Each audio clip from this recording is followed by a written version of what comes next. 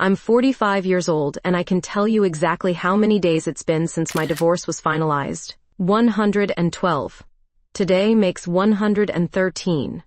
The morning fog hung thick over Long Beach as I loaded my truck with empty boxes and cleaning supplies.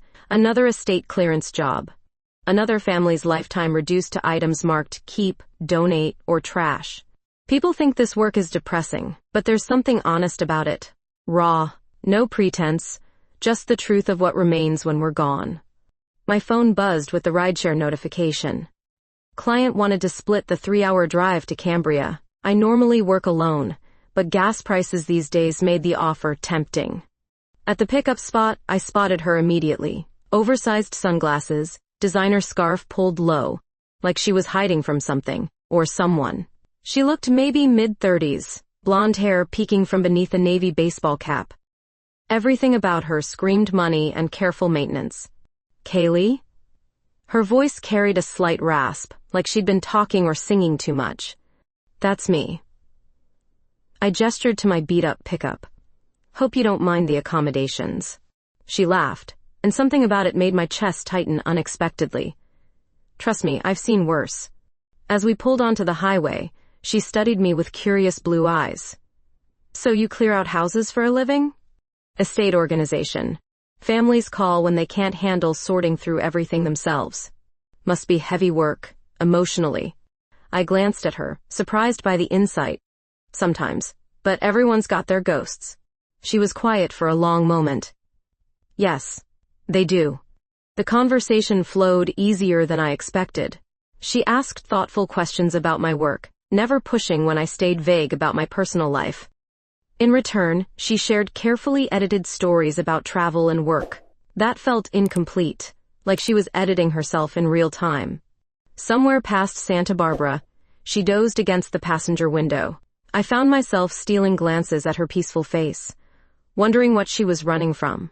The expensive clothes, the careful way she spoke, the hypervigilance even in sleep suggested someone accustomed to being watched. When she woke as we entered Cambria, she stretched like a cat and caught me looking. Thanks for the ride, she said softly. I'm Evelyn, by the way. Evelyn Green. Nice to meet you, Evelyn. As I pulled up to her hotel, something passed between us. Recognition, maybe, or possibility. She hesitated with her hand on the door handle. Maybe I'll see you around town? Maybe you will. I watched her walk into the hotel lobby, already knowing that this job in Cambria was going to be different from all the others. I just didn't know how different yet. The next morning brought my first real surprise in Cambria. I'd just finished setting up at the Whitmore estate when the doorbell rang. Through the frosted glass, I could make out a familiar silhouette. Evelyn stood on the porch, looking nothing like the mysterious woman from yesterday's ride. Crisp white blouse, dark slacks, hair pulled back professionally. She looked equally shocked to see me. Kaylee, you're the estate specialist Mrs. Chen recommended? Small world. I stepped aside to let her in. This was your mentor's place? Caroline Whitmore. She took me in when I was nobody. Evelyn's voice caught slightly. Taught me everything about performing, about surviving in entertainment. The house felt heavy with memories. Photographs lined every surface, showing a glamorous woman with silver hair and Evelyn at various ages. Theater programs, awards, ticket stubs created a museum of lives intertwined. She meant a lot to you. Everything. Evelyn touched a framed photo gently. When my career started falling apart, she never judged, just listened. We worked in comfortable silence, sorting through Caroline's belongings. Evelyn handled each item with reverence, while I organized them into categories. Despite yesterday's easy conversation, she maintained careful distance now, all business. By afternoon, the professional facade began cracking. Evelyn found a jewelry box filled with costume pieces from old productions. She wore this tiara in Romeo and Juliet back in '78, she whispered, holding up a rhinestone crown. I was in the chorus, barely 18. Thought she was the most elegant woman alive. You still perform? Used to. Things change. Her smile didn't reach her eyes. The industry isn't kind to women over 30, especially ones without connections or family money. I wanted to ask more but recognized the wall going up. We'd all built them for protection. Evening approached faster than expected. As we prepared to lock up, Evelyn suggested dinner. There's this little seafood place Caroline loved, my treat for putting up with my emotional moments today. The restaurant was intimate, candles flickering on small tables overlooking the harbor. Over wine and fresh crab, our conversation grew personal again. Divorced recent? She asked, noticing my pale ring finger. 4 months ago. 20-year marriage that should have ended 10 years earlier. The honesty surprised me. What about you? Never married, came close once, but... She shrugged. Career always came first. Then it didn't exist anymore. Regrets? Daily. She met my eyes across the table. You? Just one. Waiting so long to leave. Walking back to her hotel, Evelyn stumbled on the uneven sidewalk. I caught her arm, steadying her, and neither of us moved away immediately. Her skin was warm beneath my fingers. Kaylee. Her voice was softer now, uncertain. Yesterday, in the car, I felt something I haven't felt in years. Evelyn? I know we just met. I know you're dealing with divorce and I'm a mess professionally. But there's something here. She was right, and that terrified me. This woman with her careful secrets and vulnerable eyes was stirring things I'd buried during my marriage. Things I'd convinced myself didn't matter anymore. I should go, I said, but didn't move. Should, she stepped closer. But will you? The question hung between us like a challenge. My practical nature warred with something deeper, more dangerous. Something that recognized this woman might change everything. I stayed. Of course I stayed. We walked along the moonlit beach, waves washing against our feet, talking about everything and nothing. Evelyn told me about growing up poor in Oregon, how Caroline discovered her singing in a small-town diner. I shared stories about my failed art career, how I'd traded dreams for security with a man who never really saw me.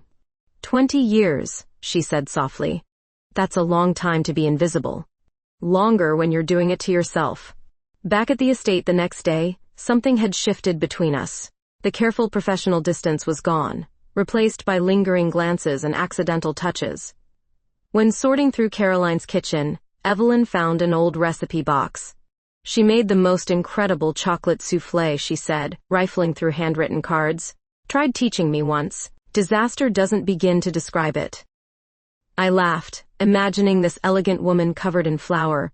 Some things can't be taught. Cooking, dancing, loving the right person. She looked at me directly. Some things just happen naturally. The words hung between us, heavy with implication. I busied myself with packing dishes, trying to ignore the way my pulse quickened. Later, while boxing books, Evelyn sliced her palm on a broken picture frame. Not deep, but enough to bleed. Damn, she muttered, pressing a tissue to the cut. Let me see. I took her hand gently, examining the wound. It's not bad, just needs cleaning. In Caroline's bathroom, I ran warm water over the cut while Evelyn watched my face intently. Her skin was incredibly soft, her pulse visible beneath delicate wrists. When I looked up, she was closer than I'd realized. Kaylee. My name on her lips sounded different, breathier. Before I could second-guess myself, I leaned forward and kissed her. Soft at first, tentative. When she responded, deepening the kiss, something inside me cracked open. Her hands found my face, fingers threading through my hair, and for a moment the world narrowed to just this connection. I pulled back abruptly, reality crashing down. We can't. This is... I stepped away, creating distance. You're 35. I'm 45. We live in different worlds. So what? She moved closer again. Age is just numbers. It's not just age, Evelyn. Look at you. Look at me. I gestured between us. You're this beautiful, talented woman with connections in entertainment. I clean out dead people's houses. You think that matters to me? It should. It will. Old insecurities flooded back, familiar and cutting. I've been down this road. Different expectations, different futures. It doesn't work. Because of your marriage? Because of reality. I picked up my keys. I'm going back to the hotel. We should keep this professional. Evelyn's face crumpled slightly before she composed herself. Of course, professional. That evening, I sat alone in my hotel room, replaying the kiss. The way she'd felt in my arms like she belonged there. The hurt in her eyes when I walked away. I'd spent 20 years in a marriage built on should-dos and conveniences. Now something real presented itself, and I was running scared. My phone buzzed with a text from Evelyn. I understand your fear, but some things are worth the risk. I stared at the message for an hour before responding, some risks are too dangerous. Her reply came immediately. For who? You. Or for your image of who you think you should be? The question kept me awake until dawn. Because she was right. I wasn't protecting myself from her. I was protecting myself from the possibility that at 45, I might finally discover who I really was. And that woman might be brave enough to love someone like Evelyn Green completely. But bravery had never been my strength. Safety was. Even when it slowly killed everything interesting about me. The next morning at the estate, Evelyn greeted me with polite distance. All business, no lingering glances or accidental touches. I told myself this was better, safer. But the silence between us felt heavy, loaded with unspoken words. While packing Caroline's bedroom, I knocked over a small wooden box. Sketches scattered across the floor. Delicate drawings of flowers, landscapes, portraits. I scrambled to gather them, embarrassed. These are beautiful, Evelyn said, picking up a charcoal sketch of the harbor. Whose are they? Heat rose in my cheeks. Just doodles. I draw sometimes. She studied the sketch with genuine interest. This isn't a doodle, Kaylee. This is art. It's a hobby. I took the sketch back quickly, something to pass time. Why are you hiding this?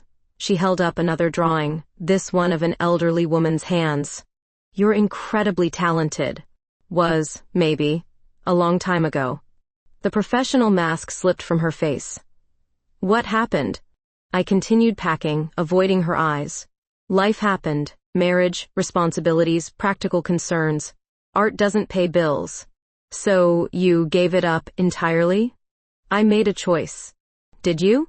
Her voice was gentle but persistent. Or did someone else make it for you? The question hit closer to home than I wanted to admit.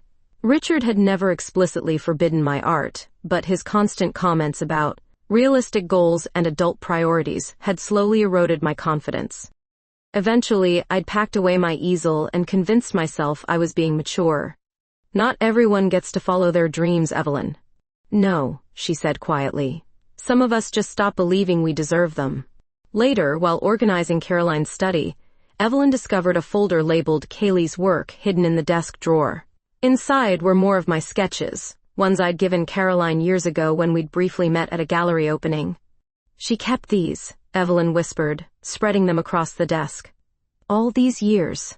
I stared at the drawings, forgotten pieces of myself preserved by a woman I'd barely known.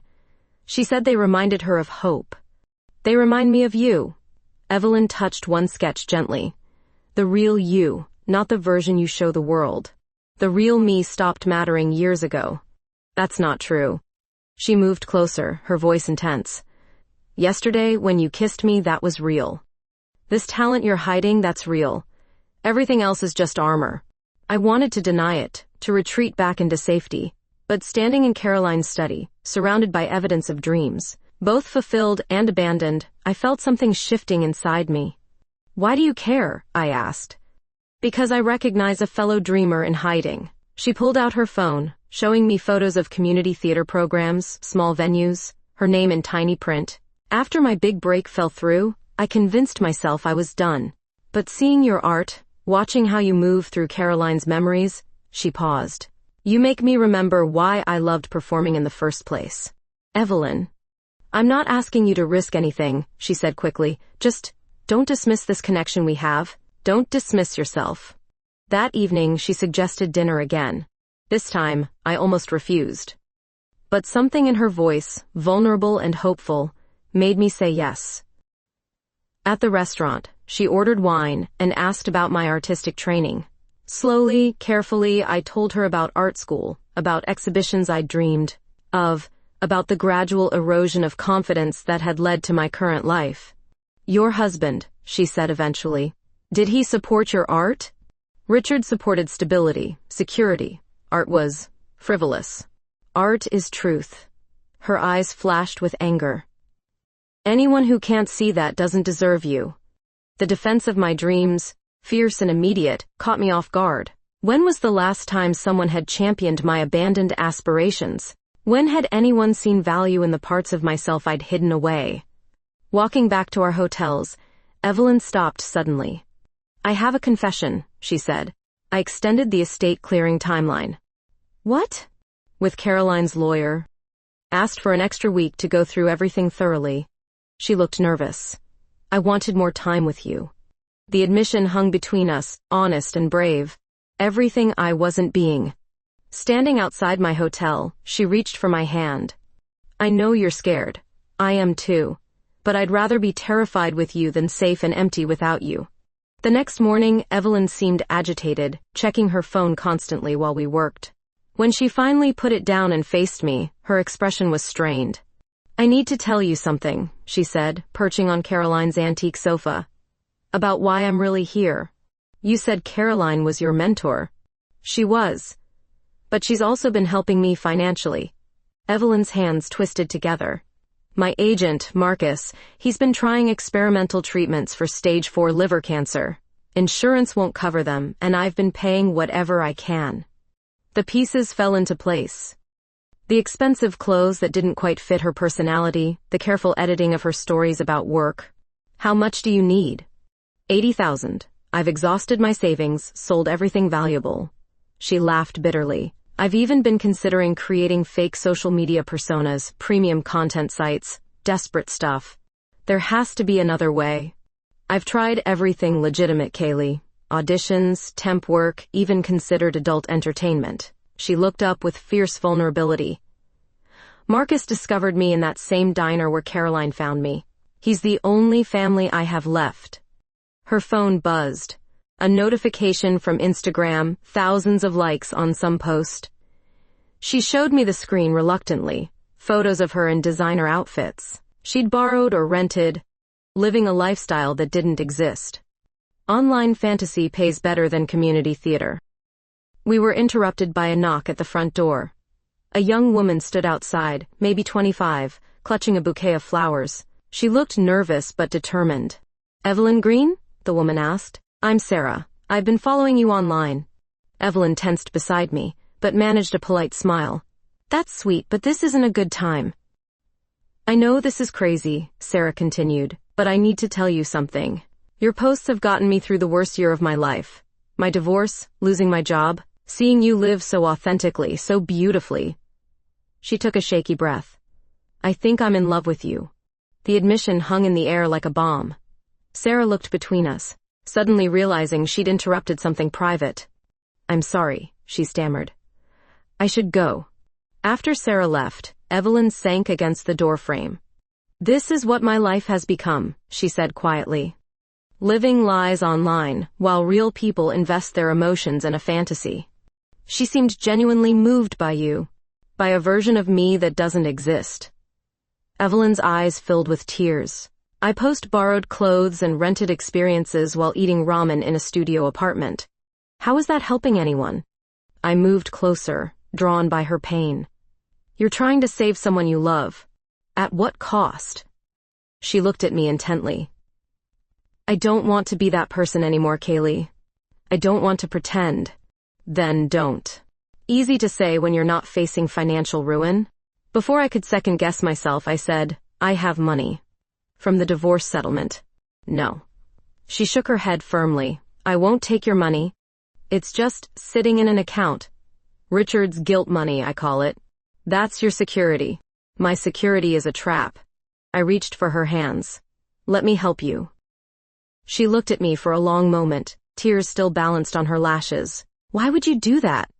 Because yesterday I remembered what it feels like to want something. Someone. I stepped closer. Because you make me want to be brave. Kaylee, because I'm falling for you, and I'm tired of being safe. The admission surprised us both. Evelyn searched my face, looking for hesitation or doubt. When she found none, she moved closer until we were breathing the same air. I'm falling for you too, she whispered. This time, when our lips met, neither of us pulled away. The kiss was desperate, honest, full of weeks of careful distance finally collapsing. Her hands found my face, my hair, pulling me closer as if she could absorb the certainty I was offering. When we broke apart, both breathing hard, she rested her forehead against mine. "Are you sure about this?" she asked. "About me?" Terrified, but sure. "Good," she smiled, the first genuine smile I'd seen from her, "because I have plans for us." That night, Evelyn came to my hotel room carrying a bottle of wine and wearing a simple blue dress that made her eyes luminous in the lamplight. The careful performance was gone, replaced by nervous energy that matched my own. "Second thoughts?" she asked, settling beside me on the small couch. "Third, fourth, maybe fifth." I poured wine with shaking hands. "But I'm still here." "Me too." We talked for hours, sharing stories we'd never told anyone, about dreams deferred, marriages that never happened, the loneliness that comes with living half a life. As the wine warmed us both, the careful distance dissolved completely. "I haven't done this in years," I admitted when she moved closer. "Been with someone?" "Been honest about wanting someone." I touched her face gently. 20 years of pretending to be satisfied with scraps. "No more pretending," she whispered, covering my hand with hers. When she kissed me this time, it was different. Slow, deliberate, full of promise. Her hands found the buttons of my shirt while mine tangled in her hair, both of us moving with careful reverence. We explored each other like sacred territory, mapping every curve and hollow with gentle reverence. Her skin was silk beneath my fingers, her sighs music in the quiet room. What followed was tender and desperate at once, two women finally allowing themselves to feel everything they'd been denying. Later, wrapped in hotel sheets with Evelyn's head on my chest, I felt more awake than I had in decades. "No regrets?" she asked softly. "Only that we waited so long." Morning brought reality crashing back. Evelyn's phone buzzed incessantly with notifications, missed calls from her agent, messages from the fake social media personas she'd created. As she scrolled through them, her expression darkened. "What is it?" Someone exposed the fake accounts. She showed me her screen. Posted side-by-side photos of the lifestyle posts and me working at a temp agency last month. The comments were brutal. Words like fraud and fake dominated the feed, but worse were the disappointed fans who genuinely believed in the fantasy she'd created. "I have to make a statement," she said, already composing responses. "Try to do damage control. Or tell the truth." She looked at me like I'd suggested jumping off a cliff. "The truth doesn't pay Marcus's medical bills. The lies aren't either, apparently." Before she could respond, her phone rang. A voice I could hear across the room, angry and demanding. Her agent, Marcus, calling from the hospital. "Eve, what the hell happened? The sponsors are pulling out, the appearance fees are gone." His voice was weak but furious. "Do you know what this means?" "I'm fixing it," she said, but her voice lacked conviction. "Fix it faster. I've got 2 weeks of treatment left, and without those income streams." "I know, Marcus. I'll handle it." After she hung up, Evelyn sat in stunned silence. "He's dying," she said finally, "and I'm failing him." "You're not failing anyone." I sat beside her, taking her hands. "You're human. You made mistakes trying to help someone you love. Expensive mistakes. Then we find another way. Together." She looked at me with wonder, as if the concept of together was foreign. "You really mean that?" "I really do." We spent the rest of the morning crafting an honest social media post. No excuses, just truth about financial desperation and the lengths love makes us go to. It was risky, vulnerable, the kind of authenticity that could either ruin her completely or rebuild her reputation from the ground up. "Ready?" I asked, finger hovering over the post button. Evelyn kissed me softly. "With you? I'm ready for anything." But as the post went live and notifications started flooding in, I wondered if either of us was truly prepared for what came next. The internet was not known for forgiveness, especially toward women who dared to be complicated. Still, watching Evelyn's face as supportive comments began mixing with the harsh ones, I knew we'd chosen correctly. Truth was always better than beautiful lies, even when the consequences were uncertain. The first paparazzi photo appeared 3 days later. Evelyn and I walking along Cambria's main street, her hand on my arm, both of us laughing at something she just said. The headline read, Evelyn Green's New Mystery Woman, Age Gap Romance or Midlife Crisis. Damn, Evelyn muttered, showing me her phone over breakfast. They work fast. Within hours, the photo was everywhere. Entertainment blogs dissected our body language, speculated about our relationship, made cruel jokes about my age and profession. The comments were worse than the articles. She's old enough to be her mother, someone wrote. Desperate much? Said another. I set my coffee down with shaking hands. Maybe we should... No. Evelyn's voice was fierce. Don't you dare suggest hiding. But as the day progressed, the pressure mounted. Photographers appeared outside Caroline's estate, following us to lunch, capturing every moment of genuine affection between us. My quiet life was suddenly public property, every choice scrutinized by strangers. I can't do this, I said that evening, pacing my hotel room. I'm not built for this level of attention. It'll die down, Evelyn insisted, but her voice lacked conviction. These things always do.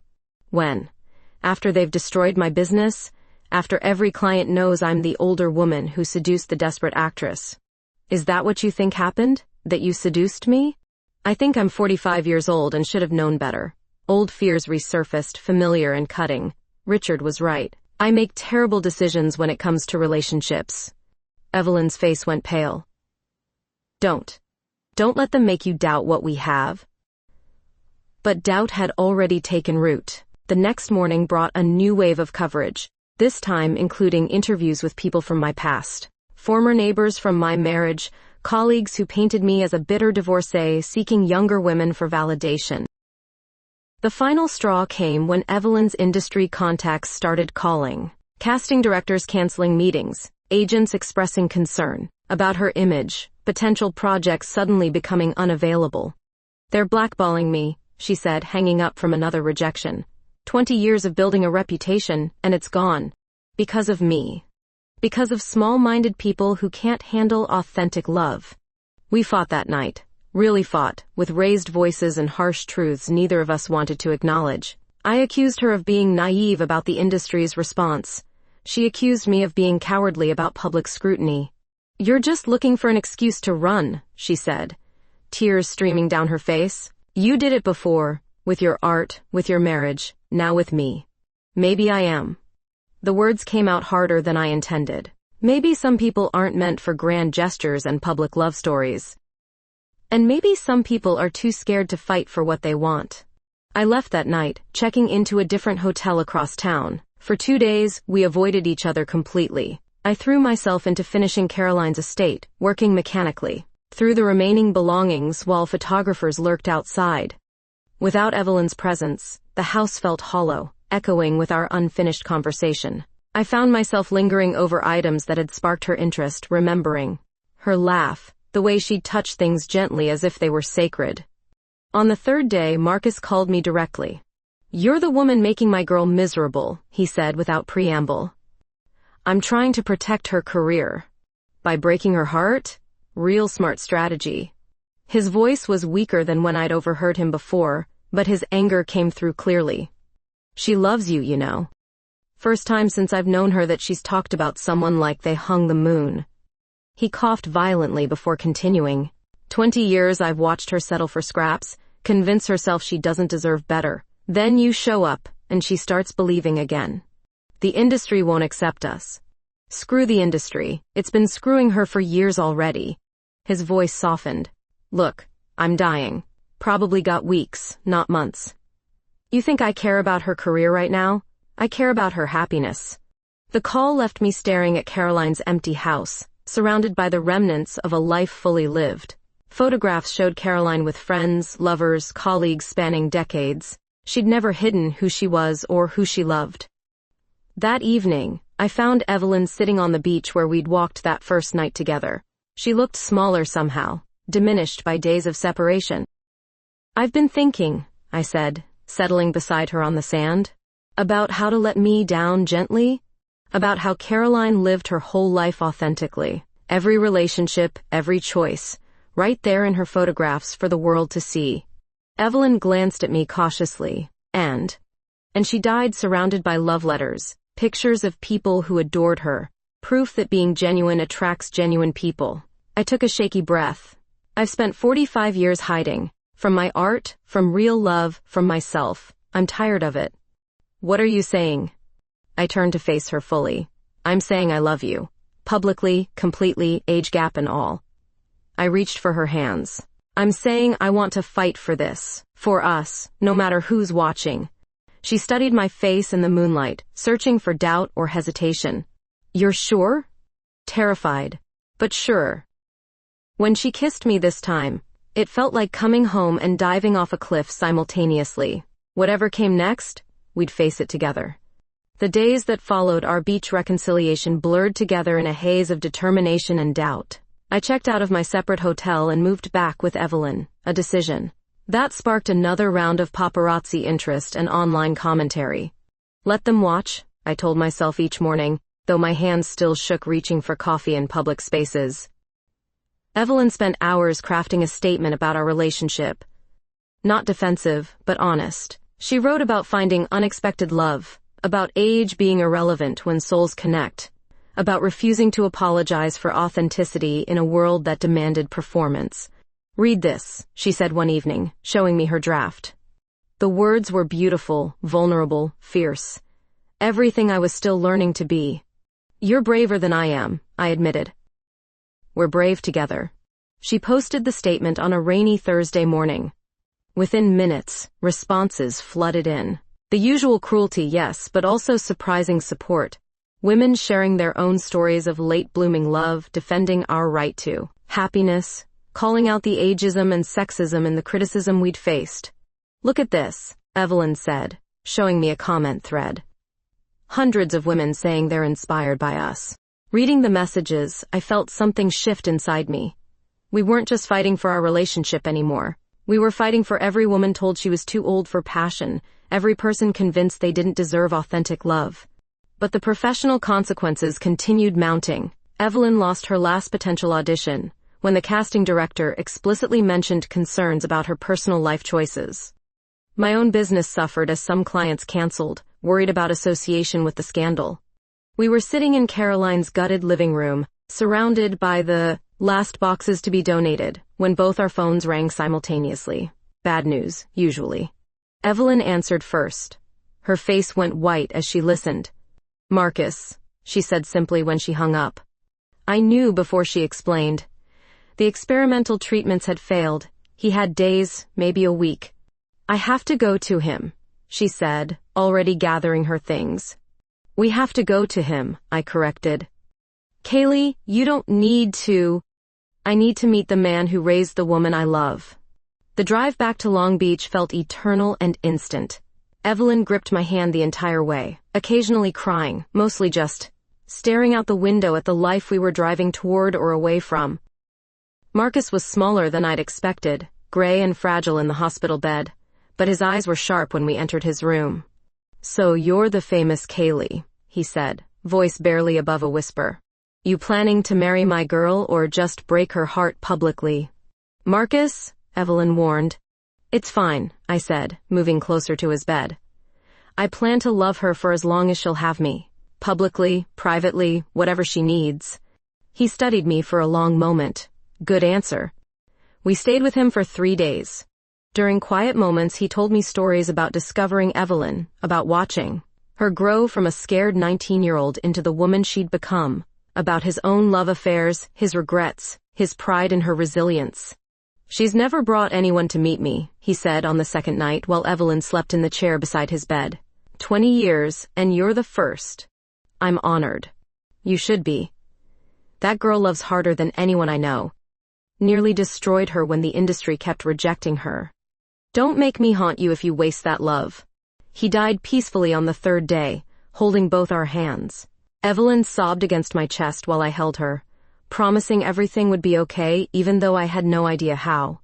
The funeral was small. A few industry friends, some neighbors, us. Evelyn spoke beautifully about mentorship and chosen family, about the man who'd believed in her when no one else would. Afterward, we drove to the beach and sat in my truck watching the sunset. I don't know what happens now, she said quietly. Now we grieve. Then we figure out what comes next. Together? If you want? She turned to look at me, eyes red but determined. I want everything with you, Kaylee. The whole messy, public, complicated future. I kissed her then, salt tears mixing between us, the taste of loss and love and possibility all mingled together. Then let's go build it, I whispered against her lips. 2 weeks later, we found an apartment together. Small, affordable, ours. The paparazzi had mostly moved on to other stories, but occasionally we'd spot a photographer lurking. We learned to ignore them, focusing instead on the life we were creating. Evelyn started teaching acting classes at a community center. I began sketching again, tentatively at first, then with growing confidence. We were both starting over, but this time we were starting together. 6 months passed like seasons changing, each day building something stronger between us. I stood in the cramped gallery space in Long Beach, watching visitors examine my charcoal drawings with genuine interest. Evelyn moved through the crowd with easy grace, pointing out details to anyone who'd listen. The artist captures something raw about human connection. I overheard her telling an older couple studying my portrait series. She sees what people hide.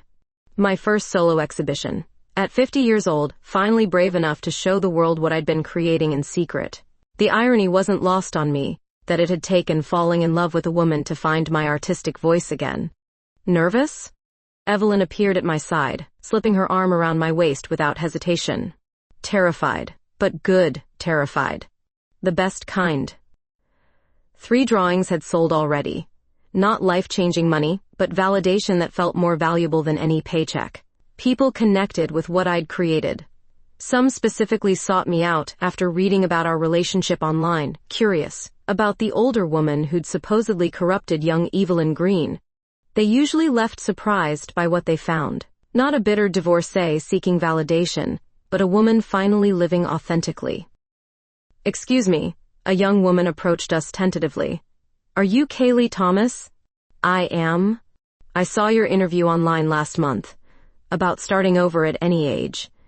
She looked maybe 25, nervous but determined. I'm getting divorced. Everyone keeps telling me I'm too young to give up on love, but honestly, your story gives me hope that maybe the best parts come later. Evelyn squeezed my hand. These conversations happened regularly now. Women of all ages reaching out, sharing their own stories of late discoveries, delayed dreams, love that came when they'd stopped expecting it. The best parts definitely come later, I said, if you're brave enough to recognize them. Later that evening, after the gallery closed and we'd helped clean up, Evelyn and I walked along the same beach where we'd reconciled months earlier. The paparazzi interest had faded completely, replaced by genuine supporters, who followed our journey with investment rather than mockery. Marcus would have loved tonight, Evelyn said softly. He would have demanded a commission for introducing us. She laughed, the sound carrying across the water. He would have too. Evelyn had transformed as well over these months. Teaching acting to teenagers and senior citizens had reignited her passion for performance, but without the desperate edge that had defined her career before. She'd started writing too, crafting monologues about authenticity and resilience. That resonated with audiences seeking real stories instead of manufactured drama. I got a call today, she said as we settled onto the sand. Small theater in Portland wants me to develop a one-woman show about starting over. That's incredible. 3-month residency, good money, artistic freedom. I waited, sensing there was more. I said yes. My heart jumped, but I kept my voice steady. When do you leave? We leave, if you want. She turned to face me fully. They're interested in having you create art installations for the show. Community partnership, local artist collaboration. The offer hung between us like a gift I was afraid to open. Portland meant leaving Long Beach, my established life, the business I'd slowly rebuilt. It meant adventure, uncertainty, growth. Are you asking me to move to Portland with you? I'm asking you to build something new with me. Again. I studied her face in the moonlight. This woman who'd taught me that love didn't have expiration dates, that dreams didn't have age requirements, that authentic connections mattered more than other people's opinions. When do we leave? Her smile rivaled the stars for brightness. Really? Really. But first, come here. I pulled her closer, kissing her with all the certainty I'd learned to embrace. Her lips were familiar now, beloved, but still capable of surprising me with their warmth. We held each other on that beach, planning futures and possibilities, no longer afraid of who might be watching. 2 months later, we loaded a moving truck with our combined belongings. Not much, considering we were starting over, but everything essential. My art supplies, her scripts, photographs of Marcus, Caroline's recipe box, that we'd kept as a reminder that love leaves traces in unexpected places. "Ready for the next adventure?" Evelyn asked, climbing into the passenger seat of my truck. "With you?" "I'm ready for anything." As we drove north toward Portland, toward the unknown future, we were brave. Enough to build together. I thought about the woman I'd been a year ago. Divorced, hiding, convinced my best years were behind me. That woman never could have imagined this life, this love, this version of herself who chose courage over comfort. "No regrets?" Evelyn asked, as if reading my thoughts. "Only that we didn't meet sooner. We met exactly when we were supposed to," she said, reaching for my hand. "When we were finally ready to recognize what we'd found." The road stretched ahead of us, full of possibilities we were brave enough to explore together.